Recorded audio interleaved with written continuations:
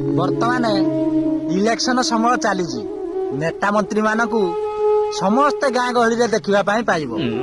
ବର୍ତ୍ତମାନ ସେ ହାତ ଯୋଡ଼ି ତମ ପାଖରେ ଗୁହାରି କରିବେ।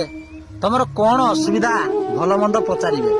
କହିବେ ଏଇଥର ଭୋଟ ଖଣ୍ଡିଏ ଦେଇକିରି ଜିତେଇ ଦିଅ, ତମର ଅସୁବିଧା ସମସ୍ୟା ଆମେ ସବୁ ଦୂର କରିଦେବୁ। ଯେତେବେଳେ ଇଲେକ୍ସନ ସରିକିରି ସିଲେକ୍ସନ ହେଇ ସାରିବ, ସେମାନେ ଜିତିଯିବେ, ତମେ ତାଙ୍କୁ ଆଉ ଦେଖିବା ପାଇଁ ପାଇବନି। ସେମାନେ ଥିବେ ଭୁବନେଶ୍ୱରରେ ନହେଲେ ଦିଲ୍ଲୀରେ। ସେଥିପାଇଁ ଏବେ ସମୟ ଆସିଛି, ଉଚିତ ନେତାଟିଏ ବାଛ, ଯିଏ ତମ ଅଞ୍ଚଳର ବିକାଶ କରିବ, କାମ କରିବ, ସୁଖ ଦୁଃଖର ସାଥୀ ହବ।